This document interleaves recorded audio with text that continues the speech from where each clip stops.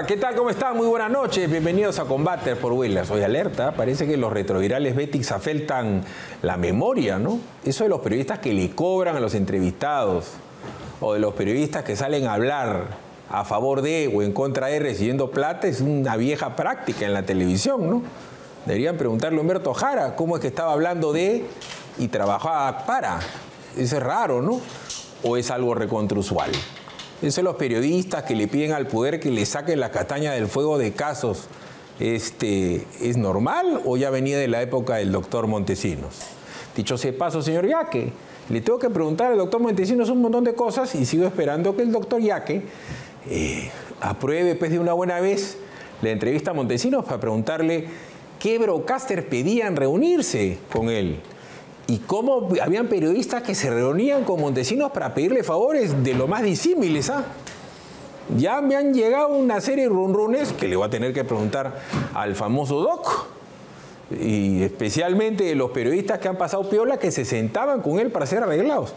Ojo con eso, ¿ah? Porque hay periodistas que hasta firman contratitos y firman transferencias y le reciben platita. ¿No es cierto?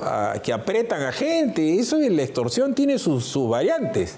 Entonces uno tiene que pisar la cosa tranquila porque se va a saber un montón de cosas desde la época del Doc y hasta ultimito, en casos de toda índole. Dicho sea de paso, bien sinvergüenza Rosario Zacieta, ¿no? Hace número, por la desgracia de una mujer, vizcarrista al mango, y se quedó calladita con más de 100.000 mujeres que se murieron, 100.000 mujeres que murieron en este genocidio vizcarrista. Y en todos lados sale la señora hablando de la defensa de la vida de las mujeres. ¡Qué bestia! ¡Qué bestia! Y todavía le dicen señora ley, y yo le he conocido tiempo, ¿ah? Ella no me puede mirar la cara cuando se cruza conmigo en la calle. Ella fue vizcarrista, además ya estaba ahí con la foto de Vizcarra el día que se va a Vizcarra, que es un ladrón serial, yo el día de la vamos a... Estuvo ella, era sabiendo quién era Vizcarra, porque lo decíamos acá, y yo me he enfrentado con Vizcarra, yo no soy que me voy de viaje, que tiro la piedra y escondo la mano. En la cara le he dicho ladrón, delincuente y genocida de Vizcarra, cuando tenía poder. Porque claro, uno es machito cuando Vizcarra cae. Yo me he enfrentado a Vizcarra, a la Villarán, a Kuczynski, a Ollantumala, a Nadine, a Castillo. Hipercomunista Castillo, porque hay gente que no entiende cómo es esto de la caída de Castillo. Nos hemos salvado, ¿no es cierto?, en gran medida por este canal y este programa de Castillo. Hipercomunista, el más comunista de todos los comunistas que hemos tenido. Y han habido varios, por si acaso, ¿ah? Pero parece que eso de los retrovirales afecta. El hecho es que este día, para variar, el Perú es el país de las noticias. Pese a que hay un montón de medios, como el Grupo del Comercio y el Grupo de la República, que se olvidan de informar que está siendo enjuiciado un presidente de la República por corrupción, ahorita, en esta semana, a cada rato, Toledo, como que no sale, ¿no? O sale así, pss, pss, pss. El hecho es que el día de hoy ha habido una audiencia por el caso Pativilca, en donde Vladimiro Montesinos, reitero, señor Yaque, quiero entrevistarlo y le voy a preguntar de todo, de los grandes negocios, de los grandes empresarios, de los juicios, de los periodistas que arreglaban arriba, abajo, los que pasaron piola, que han habido un montón. Se está evaluando la detención domiciliaria de Fujimori. Entonces, el día de hoy, Fujimori ha tenido una audiencia en donde se está pidiendo la detención domiciliaria.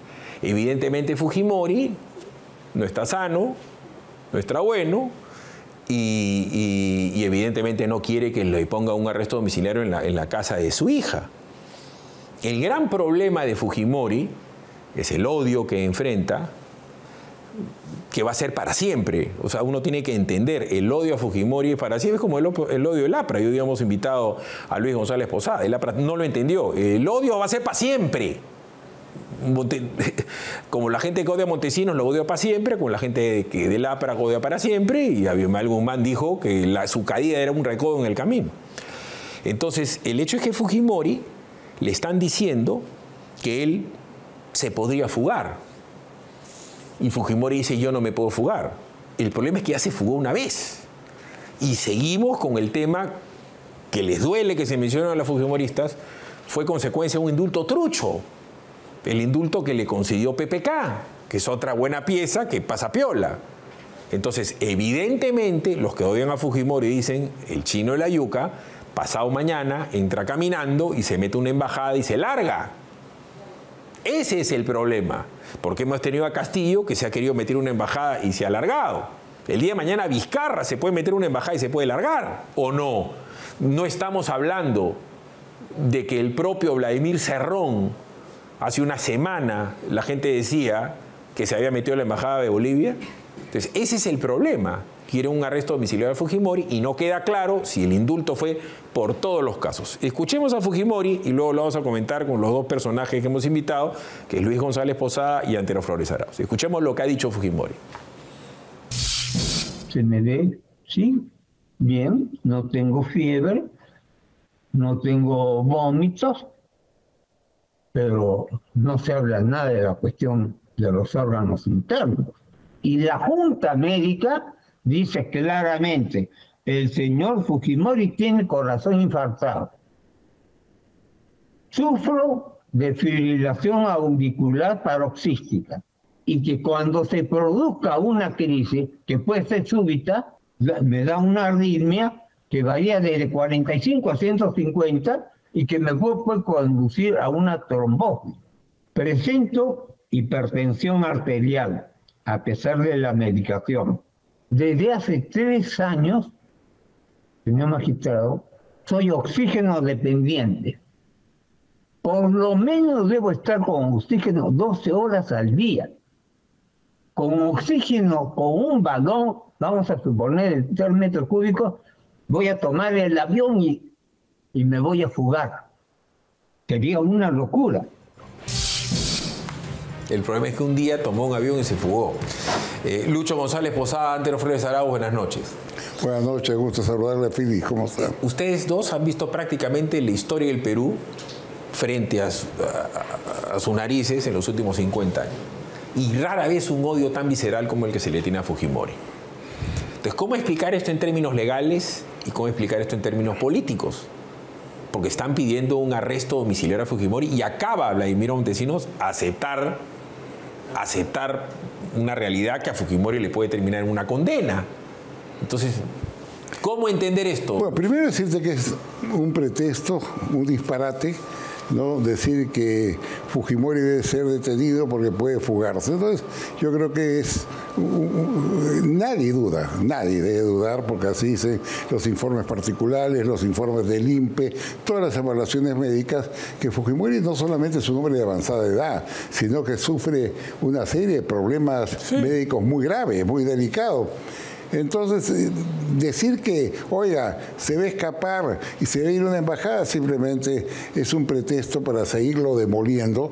Hay gente que lo quiere ver muerto, porque ese es su juego político. No lo hacen por, digamos, por firmeza, por principios, por moral, sino lo hacen porque quieren escarnecer a esta persona, porque al escarnecerlo ellos de alguna manera representan a un sector radicalizado de la sociedad que ha hecho del odio a Fujimori una bandera permanente de hacer política. De tal manera que lo primero que te debo decirte que sería un acto de perversidad de volverlo a la cárcel, ¿no? Un acto de perversidad de decir que está sano, que puede retornar un penal. No lo creo, ¿no? O sea que esperemos esto, que los jueces actúen con prontitud, con serenidad y con equidad. Ya, pero es obvio, Antero, que han querido anular el indulto. Ya le anularon un indulto a Fujimori.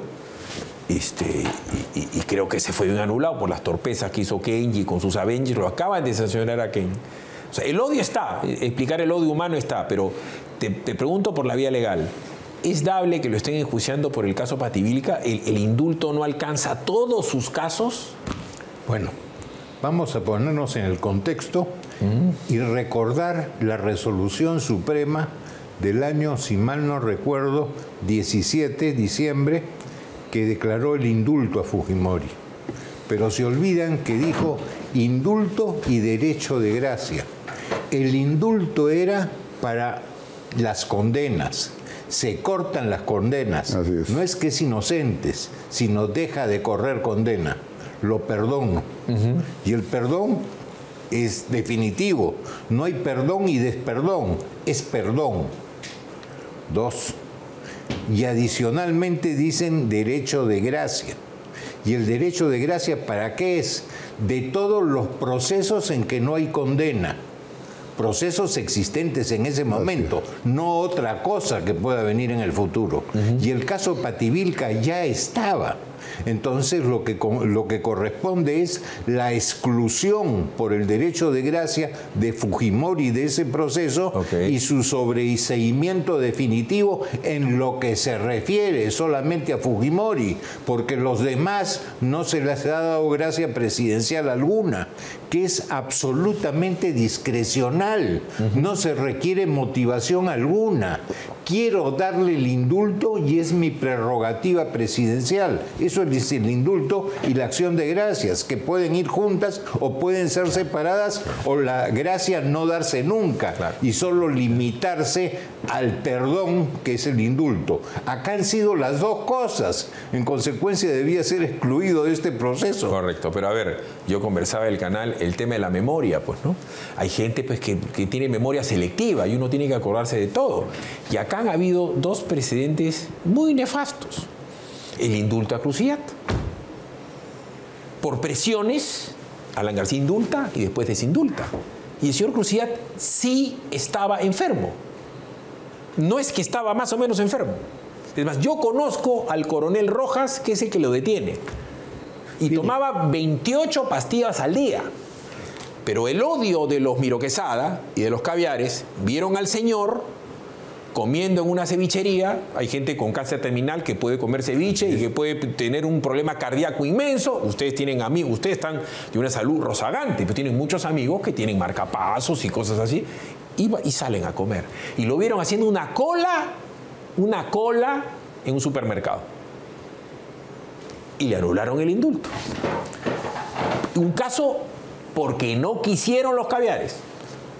Y vamos a lo de Fujimori. La barbaridad que hicieron, a la hora que hicieron un indulto trucho, con Kenji y los Avengers, genera una suspicacia de que Fujimori siempre va a ser el chino de la yuca. Entonces ahora ya vamos al lado humano. Yo he recordado el lado político, ustedes han recordado, tú has visto el tema legal. Nunca se va a acabar el odio, pues. Nunca se va a acabar el odio en el Perú. Nunca. No hay forma, Philip, pero sí terminan las sanciones, que es el indulto, y se cortan los juicios, que es el derecho de gracia. Pero lo otro es una cuestión que llevas en el corazón, en el alma, y con eso no hay norma.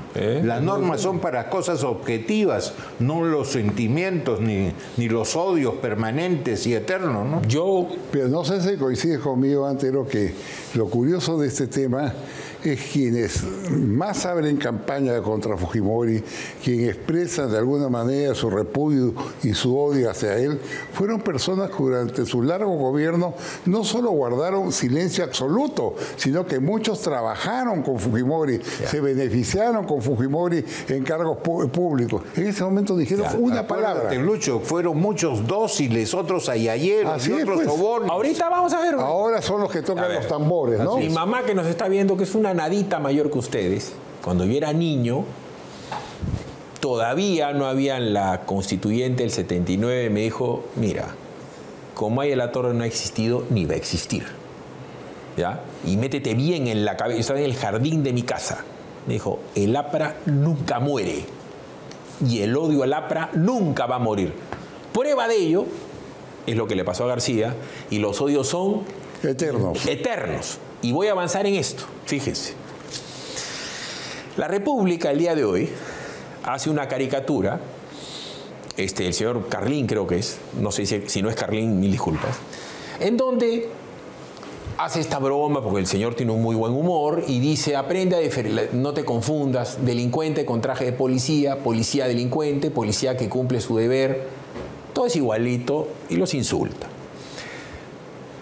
Esto es ya un insulto, pero por supuesto está caricaturizado. La policía ha reaccionado y la policía ha dado un comunicado en donde evidentemente se molesta y mucho la policía, diciendo: la Policía Nacional es una institución tutelar del Estado encargada de velar por el orden interno, la seguridad territorial, de servicio a ciudadanía, las 24 horas, rechazan categóricamente y tal. Evidentemente la policía como institución tiene todo el derecho a quejarse contra la República. Pero fíjense lo que ha pasado hace nada. La presidenta acaba de votar al número 1 de la policía diciendo que son una manga de incapaces. Y no han dicho nada. Incapaces, inútiles y que no pueden cuidar ni al Perú ni a ella misma. Y lo ha puesto por escrito y ha dicho que somos una vergüenza latinoamericana en seguridad. Entonces esto sale, yo he sobremojado. Pero fíjense que dos periodistas muy respetables de la República, el señor Páez y la señora Doris Aguirre, acaban de ser sancionados, que van a poder apelar por difamar al general Arriola, Dircote, ¿correcto? Y han sido sancionados, seguramente van a apelar y tienen muy buenos abogados y tal. Pero yo quiero que la gente entienda lo de los odios, ¿no? Odio a la policía, el señor Páez y la señora trabajan en la República, que toda su vida tenía un sesgo clarísimamente antipoliciaco y clarísimamente antimilitar. Y en determinado momento de la historia, y esto siempre hay que recordarlo, optaron por estar del lado del MRTA y no del Perú. Miren esta portada, que es la portada de la más grande vergüenza de la historia periodística del Perú. Un asco. Aborta el plan del CIN. ¿Ya? El túnel sí existe. Puso en peligro a toda la operación. 7 de marzo de 1997. En esa época vivía el señor Mome, ¿no? El papá Mome. ¿Cierto? Sí, claro. Vivía. ¿Quién iba al CIN a entrevistarse con Montesinos? Chicho Mome. Mira, por eso hay las presiones con Yaque para que no me dé la entrevista. Y por si acaso, yo ya sé de varios periodistas, porque me han llamado, ¿eh? Me han llamado, gente que yo lo llevé a tal periodista. Yo lo llevé. ¿Ya? Hay un señor, para que se asuste uno, de apellido sueco, ¿oye? Que ahorita vive en Europa y dice, yo lo llevé a tal persona. Yo ya sé quién llevó a Chicho Mome, también sé con quién lo llevó. Entonces, ese tema de los odios nunca va a acabar, pero es un odio antero mezclado con hipocresía. Totalmente. Y mira, te has referido antes a un tema de formas en esa caricatura, pero también se requieren formas hasta para sacar a un jefe de la policía. Esa resolución es tremendamente, ¿qué te puedo decir? Afecta el prestigio, el buen nombre. ¡Qué horror! Sigamos avanzando. Cuando tienes formas para poderlo decir con igualdad de motivación en cuanto a los conceptos y también con el mismo resultado, pero con buenas formas. No es necesario hablé hace ratito de la hipocresía inmensa de la siempre simpática señora Ley, que aceptó ser ministra de Vizcarra sabiendo porque ella sí veía este canal. Este canal era el único canal que se enfrentaba a Vizcarra. Y por esa época no había ni Ortiz ni Milagro Leva. Este pechito solito. Y ustedes han estado Somos testigos, además. Cuando yo comencé con PBO en la sala de mi casa, que me ha costado sangre, sudor y lágrimas, yo decía, Vizcarra es un delincuente, es un genocida. O robó con Ixa, Obraín, Saincot. ¿Ya? Denuncia. Ahora resulta que este señor es líder de una organización criminal, que lo vamos a ver ahora. ¿Dónde estuvo la gran prensa del Perú? Esa misma que fustiga, que dice Fujimori ladrón, Alan ladrón. ¿Dónde está esa gran prensa que se cayó la boca con Vizcarra sabiendo lo que era? Esos políticos que fueron a negociar con Vizcarra y terminaron siendo miembros de su gabinete. La gran prensa del Perú fue cómplice de Vizcarra sabiendo que era ladrón, asesino serial.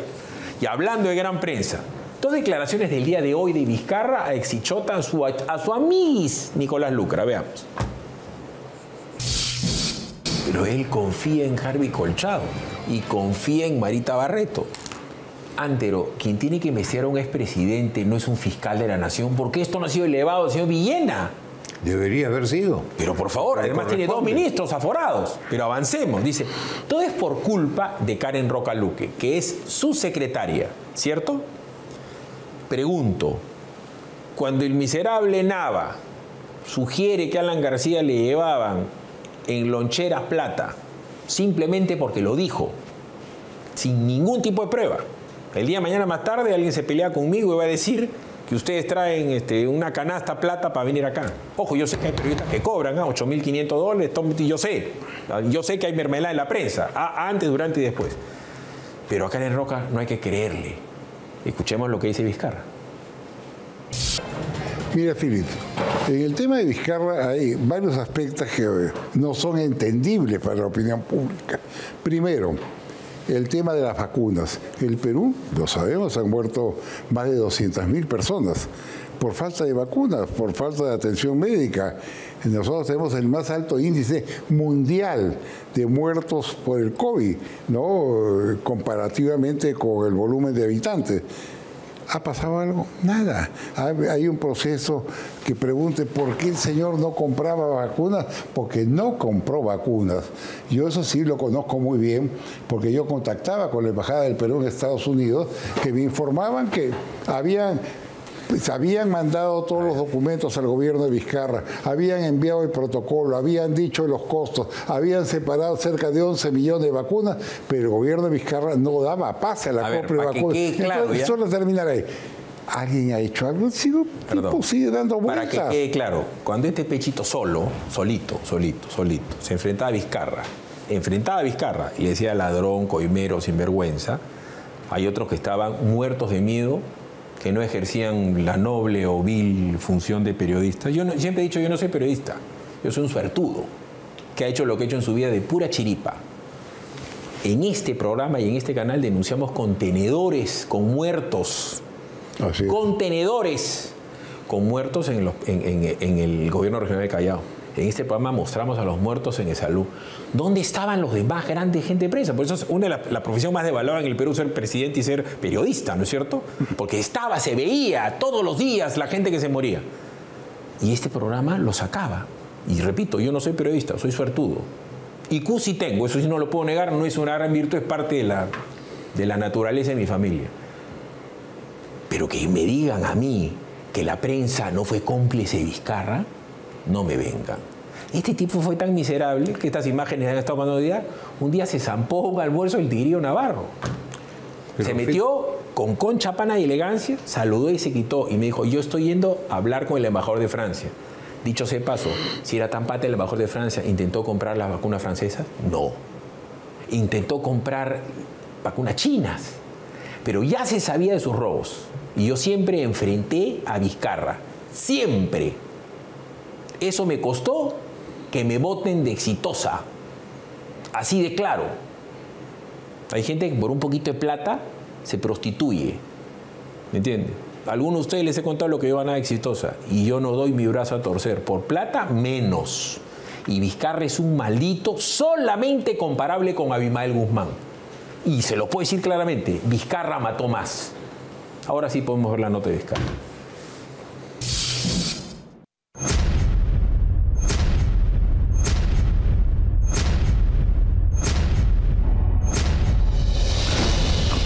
Además, para los efectos de entregar el dinero en efectivo a Martín Vizcarra, concurrido más de 3 veces a Palacio de Gobierno.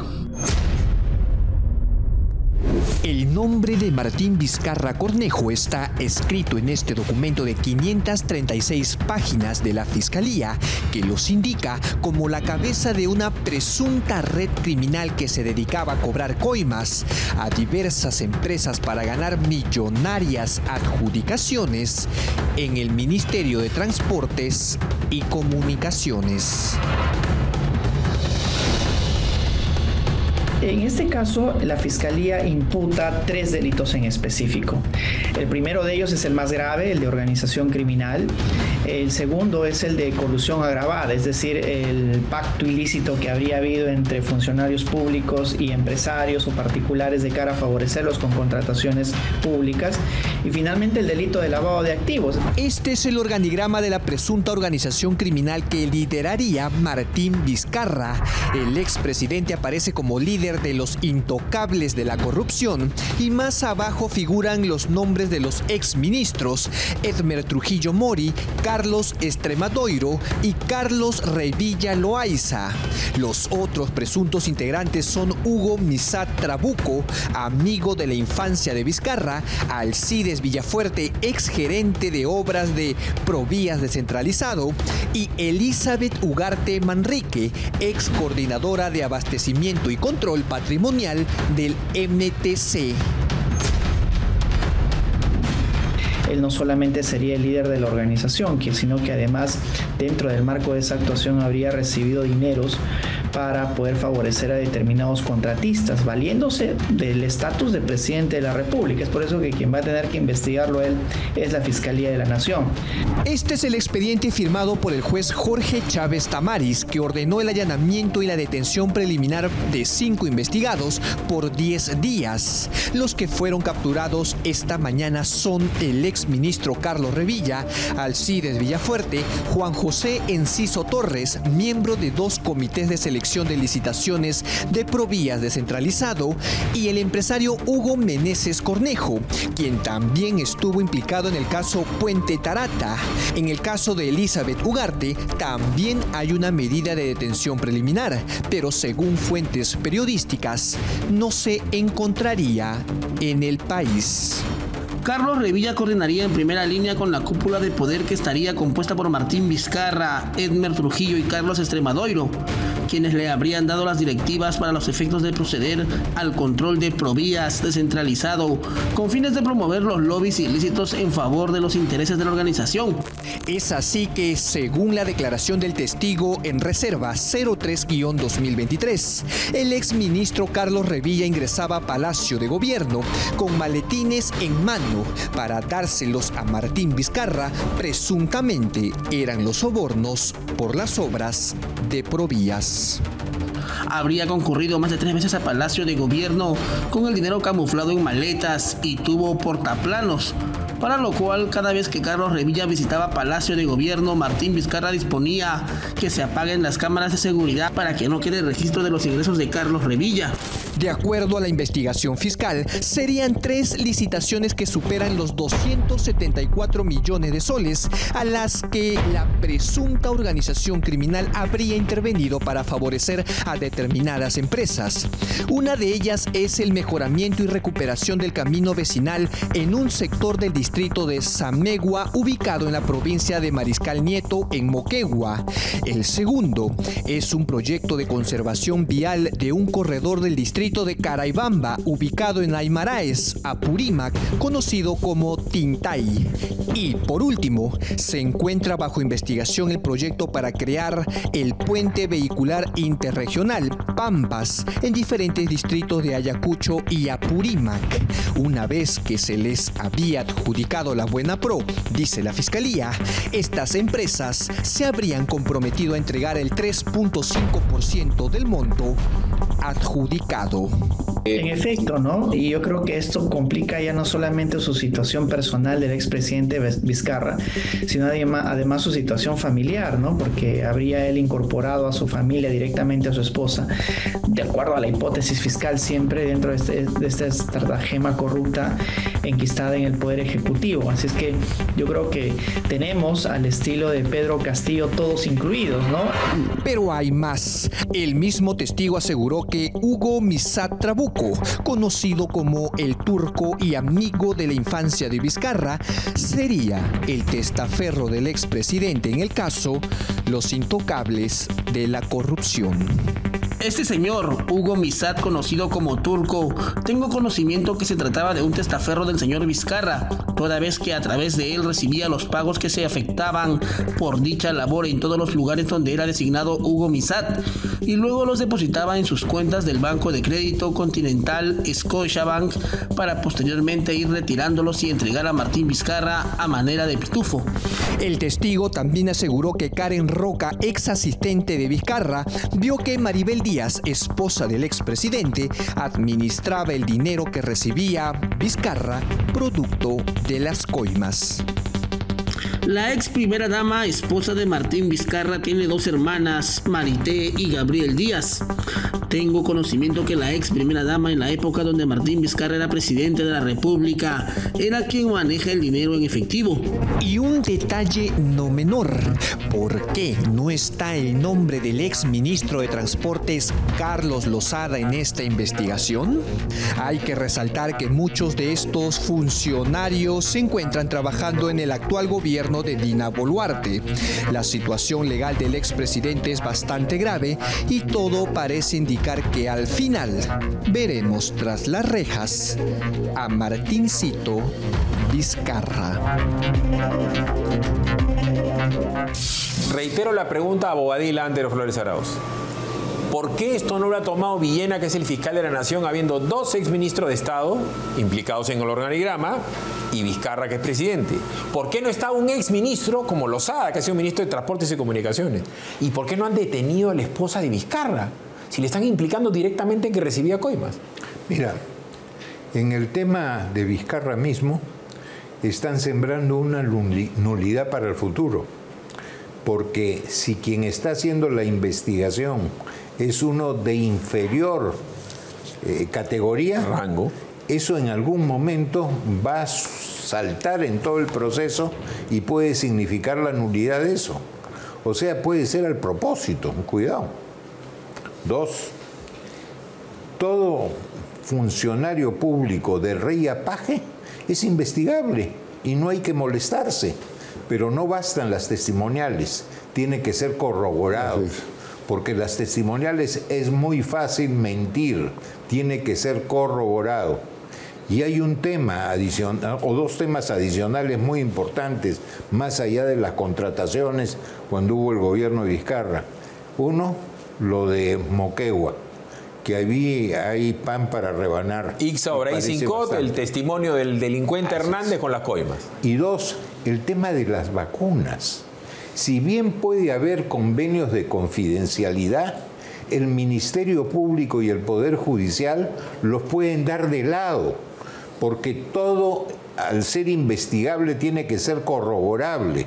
Y no puede ser que las supuestas vacunas estuvieran simplemente en un convenio de confidencialidad. Eso es un tema hasta presupuestal, que tienen que ver no solamente estas autoridades, sino también la Contraloría. ¿Por qué en el Perú murió un porcentaje de habitantes que es uno de los más altos, si no el más alto del mundo, como dijo Lucho? También que se... A ver, cortito, a riesgo de ya parecerle antipático a Lucho, que es un diplomático de polentas. Yo no tengo buen concepto de los diplomáticos, para serle sincero. ¿A quién le compró las pruebas Sinopharm? China, empresa del Estado chino.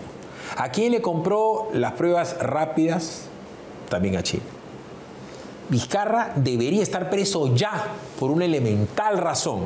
Entra caminando a la embajada de China y no lo vemos más, porque además hay vínculo de Vizcarra con empresas constructoras chinas. Pero la propia ministra de Salud de su gobierno, ¿no?, la retiraron, la sacaron del cargo y ella lo denuncia, porque la presionaron para que compre las pruebas rápidas que ella decían que eran absolutamente inservibles. Otra hipócrita. No ¿sabe lo que hizo la señora? Renunció y se fue al día siguiente, era asesora de Carlos Morán en el Ministerio del Interior. Para que tú veas. Entonces, por eso digo, ¿por qué si Castillo tiene un arresto preventivo, Vizcarra debe tener lo mismo? Esto a mí me huele a farsa. Perdón, y te olvidas que Carlos Morán, esto me huele a farsa. General, para colmo, dice, yo confío en Colchado y Marita Barreto. Perdón, y te olvidas que Carlos Morán, el general, era un hombre de absoluta confianza de Vizcarra. No me olvido. Era parte de su equipo de Vizcarra, igual que Colchado era parte del equipo de Vizcarra. Yo no me olvido. Es la misma gente. Se lo recuerdo siempre, por eso le y están ahí siguen dando vueltas, dan entrevistas, dan consejos de seguridad, etcétera. Bueno, así es la vida. A mí no me da la entrevista, pero en fin. Harvey, siempre hay que tener iruita a la mano, fabricado en el Perú con la reconocida fórmula alemana de Deutsche Pharma. Iruita es tu aliado contra golpes de hematomas, actuando eficazmente hasta las capas más profundas y recóndite de la piel, reduciendo el tiempo de recuperación. Iruita, tenlo a la mano. Uno de los grandes poderes de Vizcarra es que él sabe qué periodista lo arreglaba. Por eso hay tanta gente que se queda calladito, porque ha corrido mermelada un montón. Para ti, para tu amigo, para tu esposo, para tu sobrino, contratito, por aquí, ascenso, para tu hermano. Eso ha pasado un montón. Y billetes en los canales ha habido cualquier cantidad de billetes. Esa es la realidad. Y si yo les pudiese contar lo que a mí me ha contado Karen Roca Luque, que yo no lo puedo decir de boca porque de repente algún día se adhiere a la colaboración eficaz y Karen está viendo el programa. Yo he tenido días de conversaciones con Karen Roca Luque. Yo les puedo asegurar que habría que ver si Abimael Guzmán no es mejor persona que Vizcarra. Miren lo que les digo. Pausa, regresamos.